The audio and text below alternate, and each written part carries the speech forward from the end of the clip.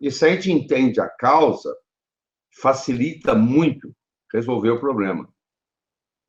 Nós temos 5 causas principais de envelhecimento. A primeira delas é ingerir aquilo que nós não deveríamos. Isso tem um nome, chama toxinas.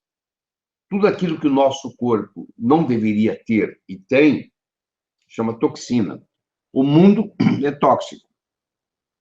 A água está contaminada, o solo está contaminado, o alimento está contaminado, o ar está contaminado. Nós vivemos num oceano de toxicidade. Essa é a grande verdade.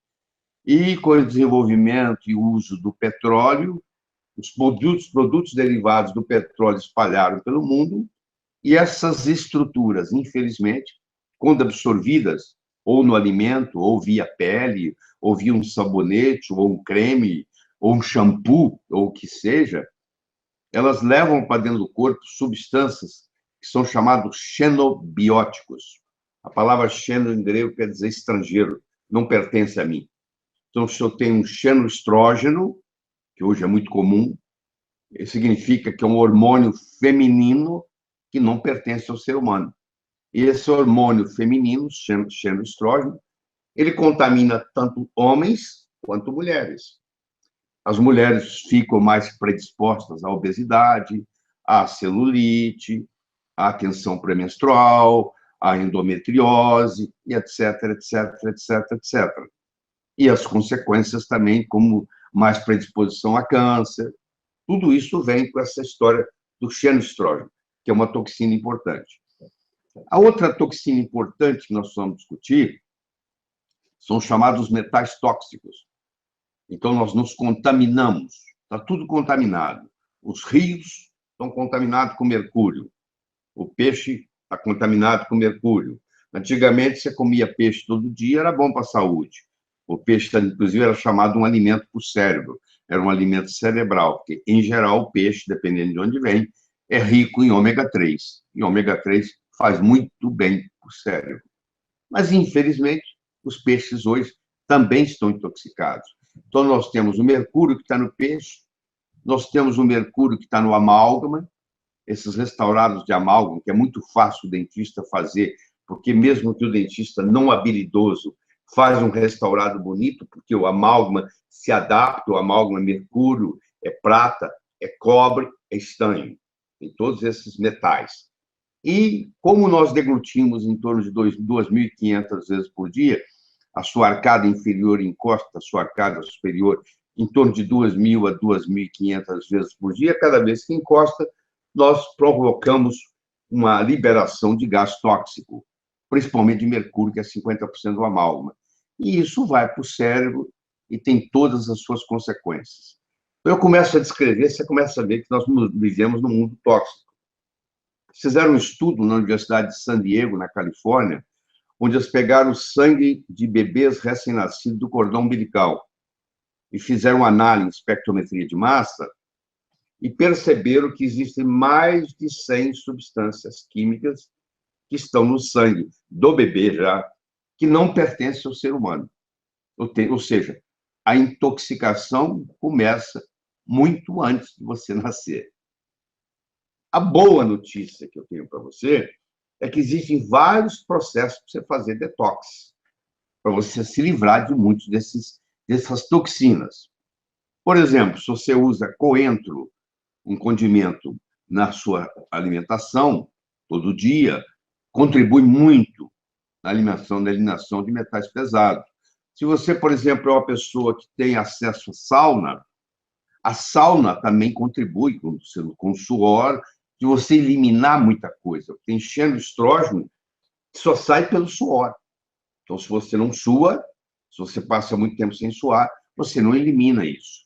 Nós podemos ficar conversando horas e horas e horas sobre as toxinas, mas nós temos que estudar os outros pontos. Mas o que você tem que fazer é ver se você tem metais tóxicos, se você tem xenoestrógenos, se a sua alimentação é muito de enlatados, porque dentro da lata que vem o produto alimentício, que não é alimento, ele é produto alimentício, ele tem uma camadinha dentro da lata, aquilo ali também libera xenoestrógeno, que também é derivado de petróleo. Então, o que você tem que fazer para intoxicar menos? Você tem que comprar no supermercado alimento, e não produto alimentício. Alimento não tem etiqueta do que tem, ingredientes, nada disso. A natureza faz. Se é uma coisa que você compra no supermercado, que a sua avó não sabe o que é, eu te aconselho a não comer, porque não é comida, é produto alimentício, porque vem com nome. Se você não consegue ler o rótulo, se tem nome difícil, eu acho que você não devia ingerir, porque provavelmente é algum tóxico que está ali disfarçado.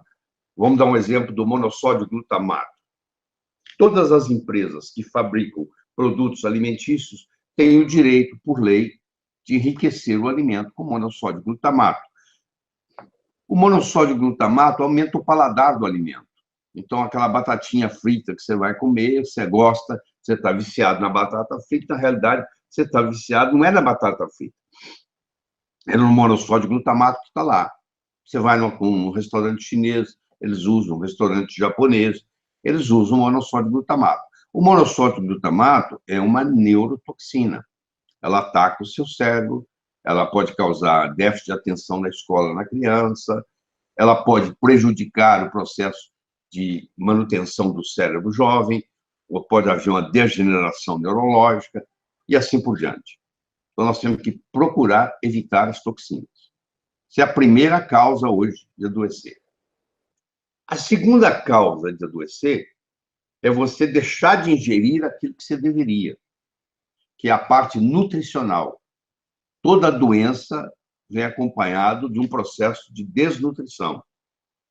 A desnutrição acompanha o processo de adoecimento. O Departamento de Agricultura americano, de 5 em 5 anos, ele faz um estudo chamado NHANES. E esse estudo NHANES, ele avalia 5 a 10 mil americanos, o que eles estão comendo, qual a comida, leva a comida para o laboratório, analisa, etc. e tal. E nesses, como já estão lá no 7º, no 8º, tem pelo menos 40, quase 50 anos de NHANES. E eles podem comparar esses NHANES, desde o primeiro até o último que foi feito. E eles mostram que cada vez menos as frutas e os vegetais têm nutrientes. Por quê? Porque o solo fica pobre. Se você trabalha com monocultura e você planta tomate no mesmo lugar todo ano, e no final do ano você põe ali nitrogênio, fósforo e potássio, que é o fertilizante que se vende na loja, mas você não colocou ali selênio, você não colocou ali zinco, e no livro está escrito que tem selênio e zinco no tomate. No livro está escrito. Mas ali naquele tomate que você colheu, daquele indivíduo que planta o tomate todo ano no mesmo lugar, na monocultura, se ele tivesse uma diversificação de cultura, as outras plantas trariam outras coisas. Mas como é só tomate que é plantado ali, isso predomina no Brasil, o processo de monocultura, o solo foi empobrecendo. Então, você chega num momento onde você, mesmo teoricamente, tendo uma boa alimentação, você ingere vegetais, você ingere frutas, você não exagera no açúcar, etc. Mas acontece que aqueles ingredientes que você está ingerindo, eles não têm a concentração necessária de vitaminas e minerais para manter a sua saúde. Então, você começa a ficar devendo. Para viver o hoje, você prejudica o amanhã. O Dr. Bruce Ames tem a chamada teoria da triagem. Ele diz assim: o corpo tem como meta sobreviver hoje. Ele vai fazer tudo para hoje ser o melhor dia da sua vida, em consequência do amanhã. Então, ele puxa o máximo que ele pode para fazer você se sentir bem e estar saudável hoje. Mas, com o passar dos anos, você vai pagando um preço por isso, porque você não está ingerindo os nutrientes necessários para manter a sua saúde. Então, esse é o segundo grande problema. O primeiro é ingerir coisas que não deveria. O segundo é deixar de ingerir coisas que deveria. Se nós somos para o terceiro ingrediente, que os nossos bisavós não tinham, é o nível de estresse que nós temos, cada vez mais. Há 100 anos atrás, não havia eletricidade, se tinha acabado de ser descoberto, etc. A lâmpada incandescente estava começando. Então, quando dava 9 ou dava 6 horas da tarde, começava a escurecer. Antes das 9, você já estava dormindo, pô, porque vai fazer o quê? Não tem televisão, não tem rádio, não tem nada. Você ia dormir. E a gente dormia em torno de 9 horas e meia por noite. Você acordava com o raiar do sol, com o amanhecer, com o despertar do dia. Hoje, nós dormimos, em média, 6 horas e meia. Média. Tem gente que dorme muito menos. E nós sabemos hoje que você precisa de pelo menos 7 horas e meia de sono para manter uma boa saúde a longo prazo. Mas não é só isso. Com o processo do estresse e da correria e do WhatsApp, e o que quer que seja que você tem que manter, você dorme, e na hora que você vai dormir, você está estressado. E você tem um sono que não é reparador. Você ronca, o roncar desperta microdespertares, que você não lembra no dia seguinte, mas se você fizer uma polissonografia, mostra para você que você não está dormindo direito, você vai cochilar no dia seguinte, e essa privação do sono diminui o seu sistema, a potência do seu sistema imune, e o seu sistema imune que defende você de tudo, agora ficou mais fraco, então você tem a predisposição a doenças crônicas, predisposição a câncer, por exemplo, tudo isso vindo da privação do sono. Se você também tem privação do sono, você tem uma tendência a engordar, você tem uma tendência a aumentar o seu cortisol, o cortisol aumentado prejudica a tireoide preguiçosa prejudica o pâncreas, você forma um problema entre a pâncreas, a tireoide e as adrenais, que é a chamada tríade 1, hoje, é uma nova abordagem que tem na medicina por tríades, e a porta de entrada das doenças. Uma pessoa, quando está doente, ela tem um certo comprometimento, ou das adrenais, ou da tireoide, ou do pâncreas, ou combinação deles. Então, isso é muito importante. Para eu restabelecer essa doença crônica, porque os modelos médicos que nós temos, o modelo médico agudo, do tratamento agudo, é excelente. A medicina evoluiu muito nisso. Se você tem um acidente de carro, você está sangrando, eles te levam para o hospital, te levam para o centro cirúrgico, resolve o seu problema.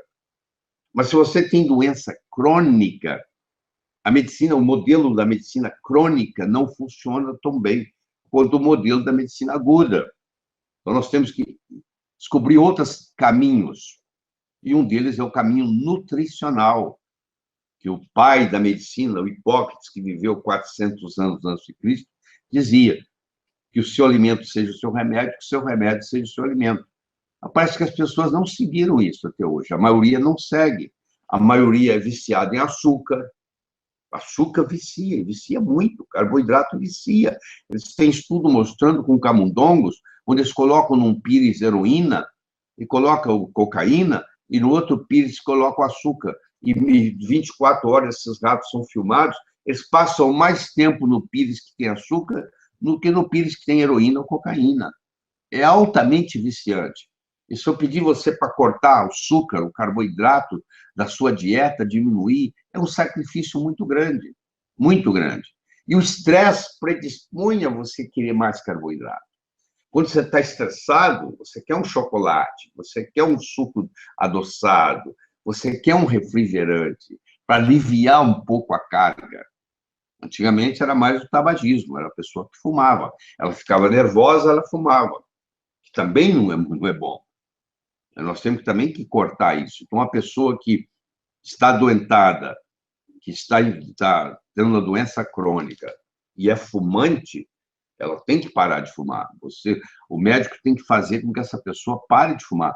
Não existe nada melhor, não existe nenhum remédio para prevenir câncer tão bom quanto parar de fumar. E parar de fumar é um desafio muito grande, porque o fumar é uma combinação de um hábito e de um vício. Se você fuma 20 cigarros por dia durante 20 anos, Você fez mais de 1.500.000 vezes esse movimento. E há um condicionamento cerebral quando o telefone toca, quando você toma um cafezinho, quando você está preocupado, quando você acabou de ter sexo, o que for. E você apela para o cigarro. Então, isso aí é um problema muito sério, porque, inclusive, para a pessoa que vive com você. As esposas dos maridos que fumam têm 2 vezes mais câncer de pulmão do que as esposas dos maridos que não fumam. Tem estudos mostrando isso. Quer dizer, isso é esse chamado fumante passivo. Mas vamos voltar no nosso estresse. Esse estresse, hoje a Organização Mundial de Saúde acredita que o estresse esteja em mais de 90% das doenças crônicas. Existe um componente do estresse. Tá? Então, eu tenho as toxinas, eu tenho a desnutrição, eu tenho estresse. Deixa eu falar um pouco de infecção e infestação. Quando é bactéria, vírus, é infecção. Quando é parasita, é infestação. Você diz assim, eu não tenho vermes, eu sou de classe média alta. Não quer dizer nada. Eu já fiz exame de fezes e deu negativo. Você sabe qual a sensibilidade de um exame de fezes detectar vermes? 10%. Você tem que fazer 10 exames para garantir que você não tem. Você fez uma vez e deu negativo, não quer dizer nada. E também depende muito do quanto você fez, porque os vermes estão no tecido. Eles saem na lua cheia para desovar e para copular. Você fala, mas a lua tem interferência? Pô, a lua não controla as marés? Os oceanos do mundo inteiro são controlados pela lua? Você acha que se a lua controla as marés, ela não vai ter influência sobre o desovar de vermes? Tem sim, e muito. Tanto é que quando nós damos remédio para verme, a gente começa na lua nova e tem que passar pela lua cheia. Porque senão não funciona. Se eu tomo um remédio fora da lua cheia, eu não atingi, os ovos não foram destruídos. Houve desovação e etc. E tal. Então, as pessoas pensam que elas não têm problema. Então, você vai fazer um exame, uma facílula hepática, está muito frequente no paciente com câncer, um euritrema pancreático, que está no pâncreas de uma criança com diabetes tipo 1, está lá destruindo as ilhotas de Langerhans, porque o euritrema pancreático se alimenta de insulina. Você tem já no Brasil uma doença chamada doença de Lyme, Lyme, que é uma doença que foi diagnosticada pela primeira vez no estado de Connecticut, na cidade de Lyme, por isso que chama doença de Lyme.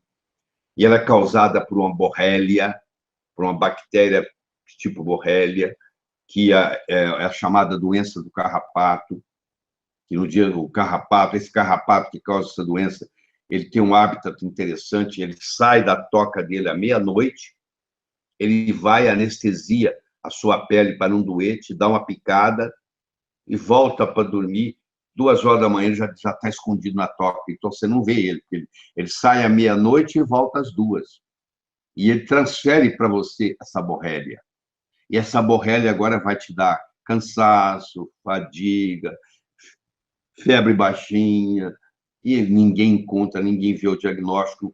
O médico brasileiro não está preparado para isso, porque acha que isso ainda não chegou no Brasil, e nós sabemos que chegou, e muita gente é diagnosticado com borrelia, então isso tem que ser feito. Outro problema sério é da toxoplasmose. Então, tem pacientes que têm toxoplasma no cérebro, pacientes que convivem muito com gatos, porque o gato é o hospedeiro definitivo, o toxoplasma passa pelo gato, ele chega no gato, ou via o camundongo, via o rato, ou via o ser humano, e uma toxoplasmose causa uma série de problemas, inclusive psiquiátricos.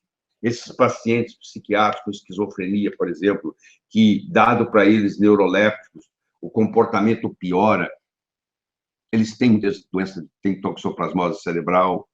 Então, as infecções dentárias são um problema muito sério. Você tira o siso, você acha que resolveu o seu problema, ficou uma coisa ali chamada cavitação. Você fez um canal, tratou um canal, o canal está maltratado, fica ali bactéria, forma um foco de interferência.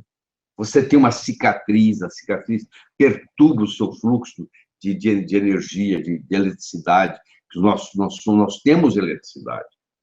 Como é que você sabe que uma pessoa é viva e que uma pessoa está morta? A pessoa, quando está morta, a voltagem dela vai a 0. Acabou. A Viva tem voltagem. Quando a voltagem vai a zero, então o que acontece? Os fungos começam a crescer, porque o fungo que vai te destruir um dia no cemitério já está aí com você. Você já carrega ele. O dia que parar a sua voltagem, o fungo é ativado e há a destruição do corpo. Entendeu? Então, esse processo infeccioso é muito importante ser estudado, porque aparentemente parece que a gente não tem clamídia, uma coisa muito comum, as infecções hospitalares que vão ficando cada vez mais sérias, porque os antibióticos, eles não matam as bactérias, eles não deixam elas reproduzir, eles atuam na membrana da bactéria, e a bactéria resistente, ela sai da membrana, ela fica sem membrana, é o chamado L-forma, as formas L, e elas criam esses superbugs, onde os antibióticos não atuam mais. E cada vez mais nós temos tendo esse problema das infecções hospitalares. Você deve conhecer alguém, ou ter um parente na família, alguém que foi para o hospital e acabou morrendo de infecção hospitalar. Isso não existia antigamente. E isso está acontecendo porque as infecções estão voltando e cada vez mais sério. Eu queria te conversar com uma outra coisa com você, além das toxinas, além da desnutrição, além do estresse, além das infecções e infestações, eu gostaria de conversar sobre a poluição eletromagnética, que apesar de ser invisível, ela te prejudica. Você vai dizer assim, na minha casa toda eu tenho Wi-Fi. Mas não é tão bom, não. Eu acho que quando você for dormir, você tem que desligar seu Wi-Fi. Porque se você mantém o Wi-Fi o tempo todo na sua casa, você tem ali uma carga eletromagnética constante. A nossa eletricidade brasileira, teoricamente, ela é 60 Hz, mas ela oscila mais do que 60 Hz. Esse processo de oscilação cria o que o canadense chama de dirty electricity, eletricidade suja, cria um campo eletromagnético maléfico para a sua saúde na parede onde você mora. Aí onde você está assistindo, você olha para um lado, você olha para o outro, tem paredes. Aí está correndo uma eletricidade. Essa eletricidade é dirt electricity. Se você trabalha com um celular, e principalmente se você tem um iPhone, um iPhone serve de antena para o outro iPhone, que serve para o outro, que serve para o outro, que serve para o outro, contanto que ele esteja ligado. Você não precisa estar falando. Eu não sei se você já percebeu, quando você desliga o seu iPhone, o tempo que leva para ele voltar para ser funcionar. Eles já fizeram isso de propósito. Eles fizeram isso porque eles não querem que você desligue o seu iPhone. Porque enquanto o seu iPhone estiver ligado, mesmo que você não estiver usando ele está servindo de antena para os outros iPhones. Então, um vai passando para o outro. Então, você está constantemente bombardeado com uma poluição eletromagnética muito séria.